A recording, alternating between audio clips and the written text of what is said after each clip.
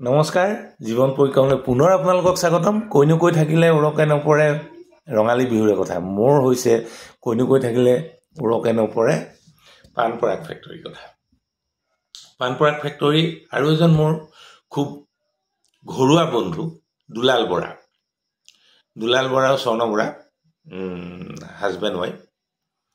খুবেই সুখৰ সংসাৰ, বহুত মানুহৰ মানে ঈৰ্ষাৰ এটা পৰিয়াল।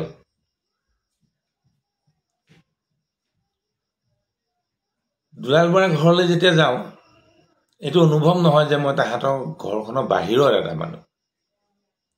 মাক, দেউতাক, ভনীয়েক, আৰু তাৰ কথাটো নকয় বাৰু, সি পৰিয়াললৈ যোৰহাটত আছিল। দুলাল বৰা ঘৰত এখন বিয়াৰ কাহিনী, সৰু কাহিনী এটা কৈছোঁ। বিয়াত যে হুৱা দুৱা লাগে, ধৰ ধৰ মাৰ মাৰ কাক কয় মই সেইদিনাখন বুজি পাইছোঁ।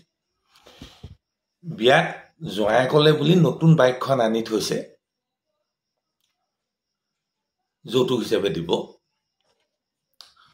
মোৰ বন্ধু বিজিত শৰ্মাই বাইকখন লৈ পেলাই বজাৰো কৰি আহিব, বাইকখনৰ চলোৱাৰ নাম এটাও হ'ব, নতুন বাইক যিহেতু চলিব লাগিবই। বিজিত শৰ্মাই বাইকখন লৈ গ'ল।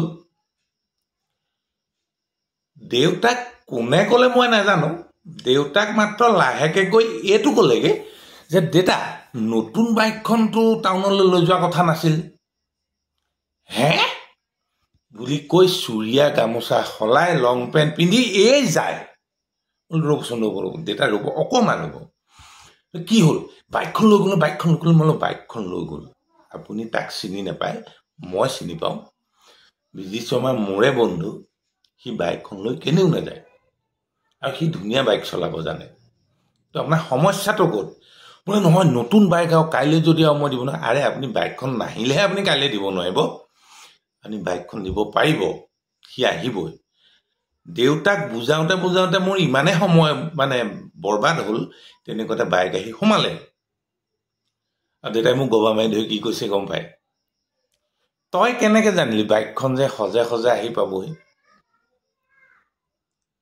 এতিয়া আপোনালোকে মোক এই উপায়টো দিয়ক, সেই ধৰ ধৰ মাৰৰ সময়ত এজন দেউতাকক, এজন পুতেকে কেনেকে আহি পাবহি বুলি সোধাৰ প্ৰশ্নটো উত্তৰটো কি দিলে ভাল হ'ব? মই তেতিয়া দেউতাক এটাই কৈছিলোঁ, বিয়াখন হৈ যাব বুলি মই আপোনাক বুজাই দিম বাৰু। তই বুজাই দিবি কিন্তু দেই। মই আজি তাৰিখত একদম বুকুৰ ভিতৰত সেই দৃশ্যটো মোৰ সদায় মনত পৰে। ধৰ ধৰ মাৰ বুলি ক'লে মোৰ সেই দেউতালৈ খুব মনত পৰে। মই ঠিক আজি নাজানো দেউতা কেনে আছে, মা কেনে আছে, কিন্তু সেই বিয়াখনৰ মোৰ সেই স্মৃতিটো অন্তৰত সদায় সজীৱ হৈ থাকিব।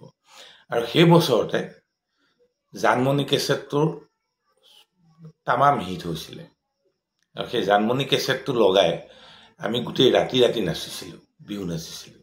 যিহেতু আমি অসমীয়া, বিহু নাচিবলৈ লাজ কৰাৰ কোনো কথা নাহে, কিন্তু বিহু নাচিছিলোঁ আৰু খুব মনত পৰে। সেই গানকেইটা এতিয়াও যদি মই ক'ৰবাত শুনো, মই ৰৈ পেলাই এপাক শুনিয়ে যাওঁ। জানমণি তোমাৰ বাবে, জানমণি তোমাৰ বাবে, নদী বাঢ়িলে ঐ। আপোনালোকে শুনিছে নিশ্চয়। যি কি নহওক, আপোনালোকে ধৰ ধৰ মাৰ আপোনালোকৰ জীৱনত যদি কেতিয়াবা হৈছে, তেতিয়া পাহৰিব নোৱাৰে যি কিবা ঘটনা আছে, মোৰ এই ভিডিঅ'টোৰ কমেণ্টত এবাৰ ক'বচোন দেই, ভাল লাগিব। নমস্কাৰ, ধন্যবাদ।